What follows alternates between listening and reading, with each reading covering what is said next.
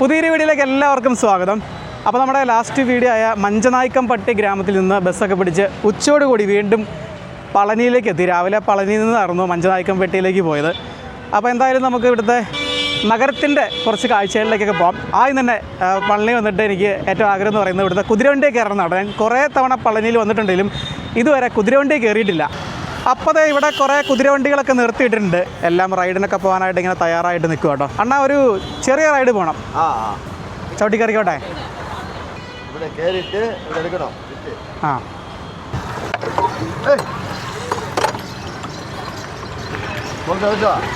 അടച്ചു അടച്ചു.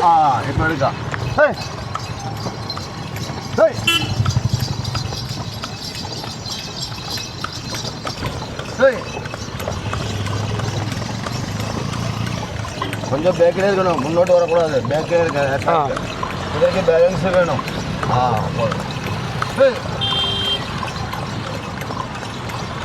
ഒരു ഷോർട്ട് റൈഡ് കേട്ടോ.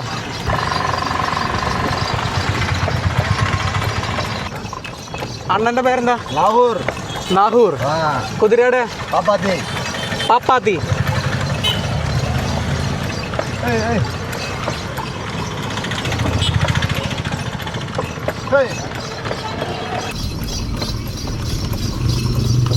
ഇതാണ് നമ്മൾ റൈഡ് പോയ കുതിര പാപ്പാത്തി.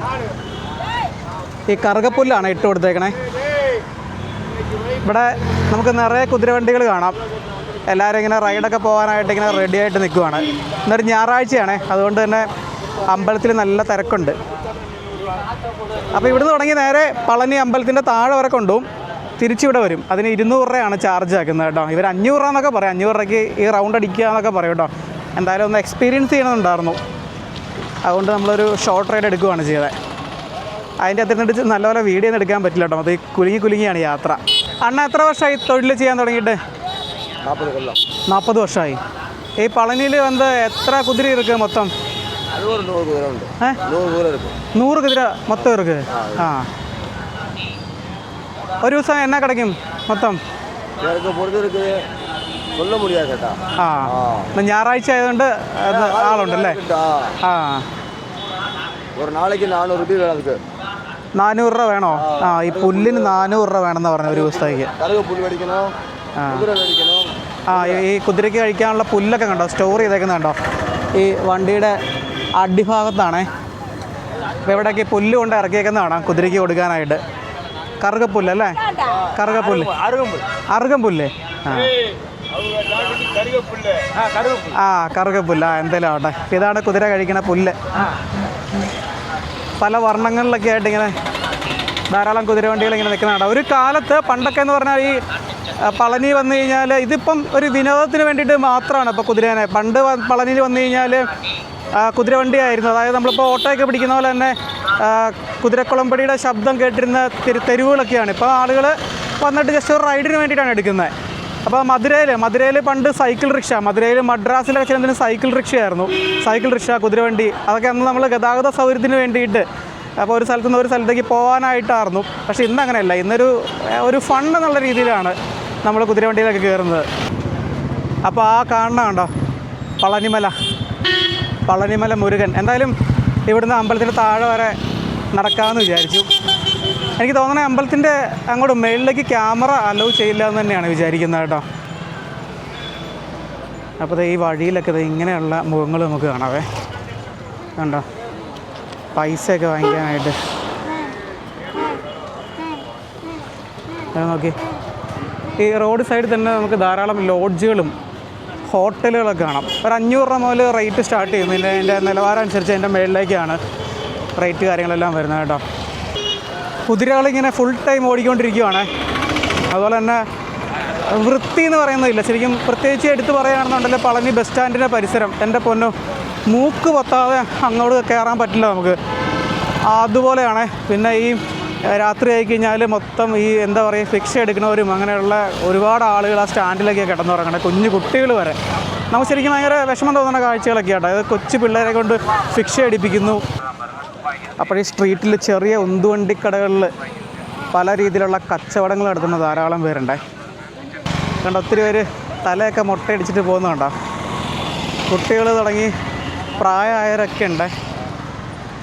പണ്ടൊക്കെ പളനി വരുമ്പോഴത്തേന് ഈ റോഡ് സൈഡിലിങ്ങനെ തല മുട്ടയടിക്കാനായിട്ട് ആളുകൾ ഇരിക്കുമായിരുന്നു. പക്ഷേ ഇപ്പം ഒന്നും അങ്ങനെയുള്ള കാഴ്ചകളൊന്നും ഇവിടെ കാണാൻ പറ്റുന്നില്ല. എനിക്ക് തോന്നണേ ചെറിയ കടകളൊക്കെ ആയി അങ്ങനെ മാറിയിട്ടുണ്ടായിരിക്കാം. പളനി എന്ന് പറയുമ്പോഴത്തേനും മഴവിൽക്കാവടി സിനിമ ഓർമ്മ വരുമേ. കാരണം പളനി അത്ര നന്നായിട്ട് ചിത്രീകരിച്ചിരിക്കുന്ന വേറെ ഒരു സിനിമയും മലയാളത്തിലില്ലല്ലോ. എന്നാ തിരക്കാൻ നോക്കി. ഇന്നൊരു ഞായറാഴ്ച ദിവസം ആയതുകൊണ്ടാണേ മലയാളികളും ധാരാളമായി വന്നിട്ടുണ്ട്.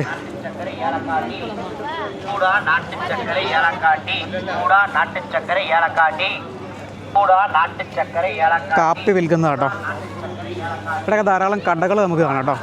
കളിപ്പാട്ടങ്ങൾ വിൽക്കുന്ന കടകൾ, അതുപോലെ വള, മാല, പലഹാരങ്ങൾ, അങ്ങനെ എല്ലാം നമുക്ക് ഈ പോകുന്ന വഴിക്ക് തന്നെ കാണാം കേട്ടോ.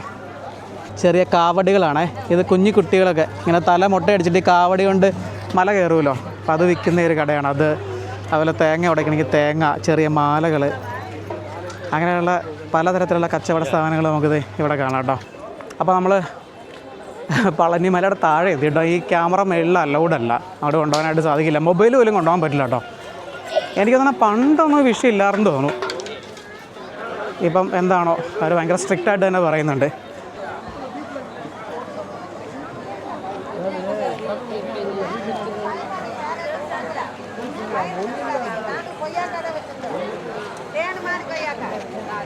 ഇവിടെ വരുന്ന ഭക്തരെക്കാൾ കൂടുതൽ കച്ചവടക്കാരാണ് കേട്ടോ ഈ സ്ട്രീറ്റിൽ.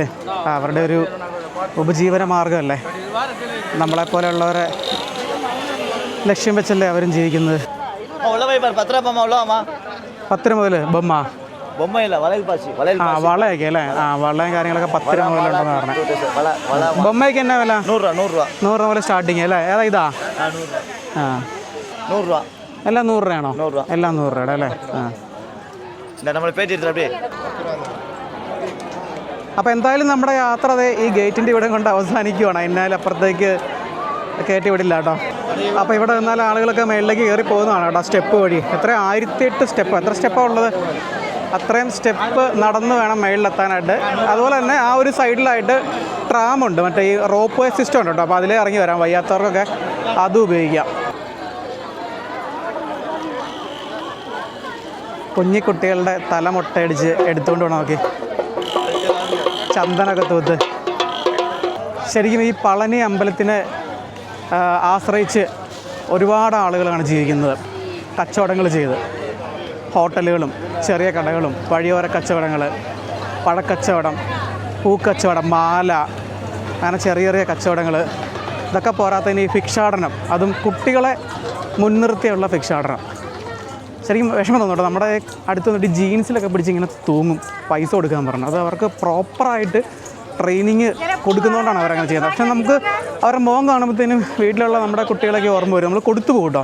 പക്ഷെ കൊടുക്കുന്നത് ശരിക്കും പറഞ്ഞാൽ ഒരു തരത്തിൽ തെറ്റാണ്. അവർക്ക് നൽകുന്നൊരു പ്രോത്സാഹനമാണ് വീണ്ടും ഭിക്ഷ ചോദിക്കാനുള്ള. ഇവിടെ അന്നദാനം നടക്കുവാണേ, അതിൻ്റെയാണ് ഈ ക്യൂ നിന്നിട്ട് തിരക്ക്. അത് മേടിക്കാനായിട്ട് എത്ര പേരാണ് നിൽക്കുന്നതെന്ന് നോക്കി.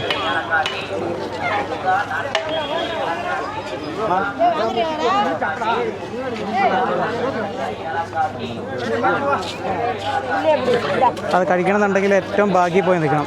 ഇതോ മസാല റൈസാണ് കൊടുക്കുന്നത് കേട്ടോ. ഇവിടെ നമുക്ക് പരിചയമുള്ള ഒരാളെ കണ്ടോ, നമ്മുടെ ഫിറോസിക്ക ആൻറ്റി. இந்த ஆளை தெரியுமா? ഇത് വന്ന് കേരളാവിൽ വന്ന് പെരിയ യൂട്യൂബർ. ഇതൊക്കെ ഫിറോസിക്ക പളനിയിൽ ഫുൾ ജാർ സോഡ, അതിൻ്റെ പരസ്യമാണ്. ഫുൾ ജാർ സോഡ കൊടുക്കുന്ന കടയാണ് ഇത്. ഫിറോസിക്ക തന്നെ ഒരു വീഡിയോ ചെയ്തിട്ടുണ്ട്, ഇവരുടെ ഫോട്ടോ കണ്ടെന്ന് പറഞ്ഞ്. ഇത് ആളെ തെരിയില്ല? ഫോട്ടോ ഇവർ ഇവിടെ നിന്ന് എടുത്തതാണോ, ഇവരുടെ വീഡിയോയിൽ നിന്ന് എടുത്തതാണ്. ആളാരാന്ന് അറിയില്ല. ഫിറോസിക്കനെ വിറ്റ് പൈസ ഉണ്ടാക്കുന്നതാണ്. അത് കൊള്ളാം. ഫുൾ ജാർ സോഡ എടുക്കുക. എത്രയാ?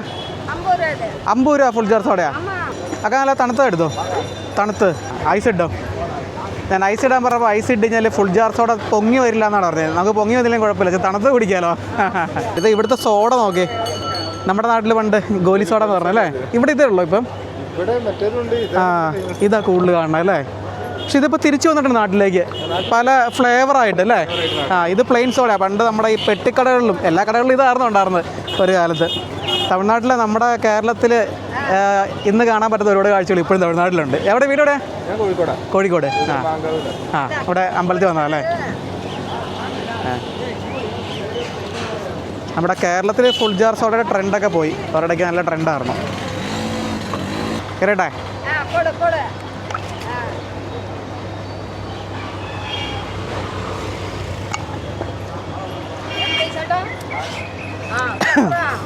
സൂപ്പർ. അപ്പോൾ ഈ കാണുന്ന കെട്ടിടങ്ങളൊക്കെ എന്ന് പറയുന്നത് ചെറിയ ഫ്ലാറ്റുകളാണ് കേട്ടോ. ഈ പളനി നഗരത്തിലെ ഇവിടുത്തെ ആളുകളൊക്കെ താമസിക്കുന്ന ഇടങ്ങളാണ് ഈ അമ്പലത്തിനോട് ചേർന്ന്. ഈ ബാംഗ്ലൂരും ചെന്നൈയൊക്കെ ചെല്ലുമ്പോൾ നമ്മൾ കാണുന്നത് അപ്പോൾ അതേ ഒരു ലേഔട്ടിലാണ്. പക്ഷേ വൃത്തിയില്ലായ്മയാണ് അത് എടുത്തു തന്നെ പറയും കേട്ടോ. കാരണം നമ്മൾ ലാസ്റ്റ് വീഡിയോ ചെയ്ത ആ ഒരു ഗ്രാമത്തിൻ്റെ ഒരു വൃത്തി എന്താണെന്ന് നിങ്ങൾ കണ്ടതല്ലേ?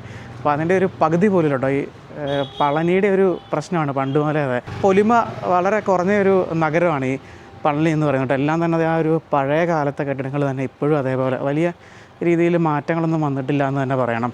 അങ്ങനെ നമ്മൾ അമ്പലത്തിൻ്റെ അവിടെ നിന്നും പുറത്തേക്ക് ഇറങ്ങി വന്നോട്ടെ. ഈ സ്ഥലം കണ്ടു, ഇത് കുതിരകളെ കൊണ്ട് കെട്ടുന്നൊരു സ്ഥലമാണേ.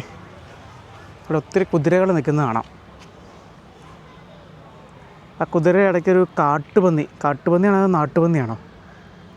കണ്ടിട്ട് നാട്ടുപന്നിയാണെന്നോ. കാരണം തേറ്റയില്ല. ഈ കാട്ടുപന്നിക്ക് തേറ്റയുണ്ടല്ലോ, അതങ്ങനെ വേസ്റ്റും അതെല്ലാം കഴിച്ചങ്ങനെ നടക്കുവാണ്. ഈ ഏരിയ എന്ന് പറഞ്ഞാൽ മൊത്തം ഈ വേസ്റ്റ്, ആഹാരത്തിൻ്റെ വേസ്റ്റും പ്ലാസ്റ്റിക്കും അങ്ങനെ എല്ലാം കൊണ്ട് അങ്ങനെ നിരത്തേക്കുവാണ്. അതുകൊണ്ട് പന്നികൾക്ക് എന്തായാലും കുശാലാണ്. ഇവിടെ വന്ന് ഈ ഭക്തർ തല മൊട്ടയടിക്കുന്നതിൻ്റെ പിന്നിലൊരു കാരണമുണ്ട്. ഇവിടുത്തെ മുരുകൻ്റെ പ്രതിഷ്ഠ ദണ്ഡായുധപാണി എന്ന രൂപത്തിലാണ്. അതായത് തല മുണ്ടനം ചെയ്ത് ഒരു ദണ്ട് കൈ പിടിച്ചേക്കുന്ന, അതായത് ഒരു വടി കൈ പിടിച്ചേക്കുന്ന ഒരു സന്യാസിയുടെ രൂപമാണ്. അപ്പോൾ ആ ഒരു പ്രതീകം ഉൾക്കൊണ്ടിട്ടാണ് ഇവിടെ കുട്ടികൾ തുടങ്ങി മുതിർന്നവർ വരെ ഒരു നേർച്ചയായിട്ട് വന്ന് തല മൊട്ടയടിക്കുന്നത്. അതുപോലെ തന്നെ ഈ പളനി ക്ഷേത്രം പണി കഴിപ്പിച്ചതായിട്ട് ബന്ധപ്പെട്ട കൃത്യമായ ഒരു രേഖയില്ലെങ്കിൽ കൂടിയും ആയിരക്കണക്കിന് വർഷം മുമ്പാണെന്ന് കരുതപ്പെടുന്നു. അന്ന് ദക്ഷിണേന്ത്യയിലെ ഒരു ഐതിഹാസിക സിദ്ധരായിരുന്ന ഭോഗനാഥർ എന്നറിയപ്പെടുന്ന ഭോഗർ മുനി, അപ്പം അദ്ദേഹമാണ് ഇവിടെ മുരുകനെ പ്രതിഷ്ഠിച്ചതെന്നാണ് പറയുന്നത് കേട്ടോ. പിന്നെ ചേര രാജവംശത്തിലെ രാജാവായ ചേരമാൻ പെരുമാളാണ് ഈ ക്ഷേത്രം നിർമ്മിച്ചതെന്നാണ് വിശ്വസിക്കപ്പെടുന്നത്.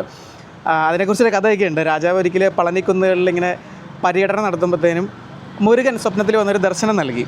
അപ്പം അങ്ങനെ അദ്ദേഹം കുന്നിൻ്റെ മുകളിൽ കയറി നോക്കിയതിനും മുരുകൻ്റെ വിഗ്രഹം കണ്ടെത്തി. അതായത് ഈ ഭോഗർ മുനി പ്രതിഷ്ഠിച്ച വിഗ്രഹം കണ്ടെത്തി. അപ്പോൾ അങ്ങനെ അദ്ദേഹം എല്ലാ ഭക്തിയോടും കൂടിയാണ് ഇപ്പോൾ നമ്മൾ കാണുന്ന ഈ രീതിയിൽ ക്ഷേത്രം പുനർനിർമ്മിച്ചതെന്നാണ് കരുതപ്പെടുന്നത്. അതിനെക്കുറിച്ച് വ്യക്തമായ രേഖകളോ അങ്ങനെ വർഷമൊന്നും എവിടെയും രേഖപ്പെടുത്തിയിട്ടില്ലെങ്കിൽ പോലും. അപ്പോൾ ഇവിടെ പോലീസുകാർ ട്രാഫിക് കൺട്രോൾ ചെയ്യണുണ്ടോ, മൈക്കിൽ കൂടെ അനൗൺസ് ചെയ്തുകൊണ്ടാണേ.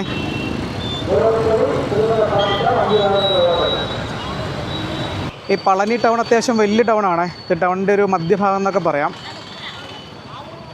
പക്ഷേ എന്താ പറയുക, ഒരു പോഷ് ലുക്കൊന്നുമല്ല കേട്ടോ തമിഴ്നാടിൻ്റെ മറ്റ് പ്രധാനപ്പെട്ട നഗരങ്ങളൊക്കെ അപേക്ഷിച്ച്. പളനി ബസ് സ്റ്റാൻഡാണ്. ഇത്രയും പരിപാവനമായിട്ടുള്ള ഒരു നഗരത്തിൽ ഇത്രയും വൃത്തികെട്ട ഒരു സ്ഥലം എന്ന് പറയുന്നത് ഈ ഒരു ബസ് സ്റ്റാൻഡാണ്. എൻ്റെ പിന്നെ വൃത്തിയുടെ ഒരു അംശം പോലും നമുക്കിവിടെ എങ്ങും കാണാൻ സാധിക്കില്ല. അത് പ്രത്യേകിച്ച് ഞാൻ കാണിച്ചു തരുന്നുണ്ട്. കാണിച്ചു തന്നു കഴിഞ്ഞാൽ ചിലപ്പം ചോറിലിട്ടൊക്കെ വീഡിയോ കാണുന്നവരൊക്കെ ആണെന്നുണ്ടല്ലോ അവിടെ നിർത്തിയിട്ട് പോകും. അത്തരത്തിലുള്ള കാഴ്ചകളാണ് ഇതിൻ്റെ അകത്ത്. എൻ്റെ പൊന്നോ, ബാത്റൂമിലേക്ക് ഒന്ന് കയറിയുള്ളൂ, മതിയായി. അപ്പം തന്നെ അതൊക്കെ എന്തൊരു ആളുകൾ വരുന്നതല്ലേ, നമ്മുടെ മലയാളികൾ ഉൾപ്പെടെ എവിടുന്നൊക്കെ ഓരോ ഭക്തരൊക്കെ ആയിട്ട് എത്ര പേരിവിടെ വരുന്നതാണ്. ഒന്ന് വൃത്തിയാക്കി സൂക്ഷിച്ചുകൂടെ ഇതൊക്കെ?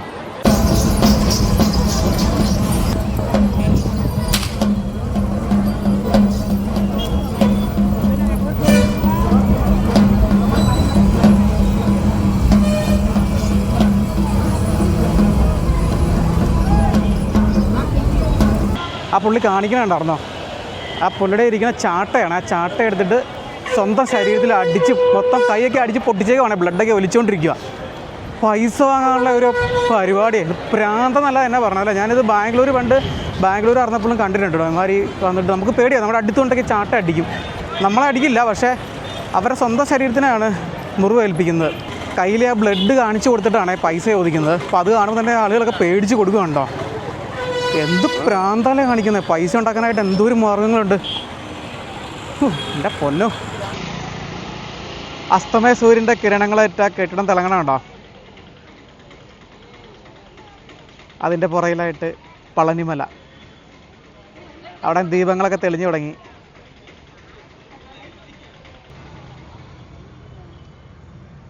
അപ്പോൾ നമ്മുടെ ഈ ഒരു ചെറിയ വീഡിയോ അവസാനിപ്പിക്കുകയാണേ. ആകെയുള്ളൊരു വിഷമം എന്ന് പറയുന്നത് ഇവിടെ വരെ വന്നിട്ടേ ആ മേളിൽ കയറിയിട്ട് അവിടെ നിന്നുള്ള വിഷ്വൽസ് ഒന്നും കാണിച്ചു തരാൻ പറ്റിയില്ലല്ലോ. അതുകൊണ്ട് തന്നെ വീഡിയോ എന്താ പറയുന്നത് ഫുൾഫിൽ ആയ പോലെ തോന്നുന്നില്ല കേട്ടോ. എന്തോ ഒരു കുറവ് പോലെയൊക്കെ തോന്നുന്നുണ്ട്. ഇനി പറഞ്ഞിട്ട് കാര്യമൊന്നുമില്ല.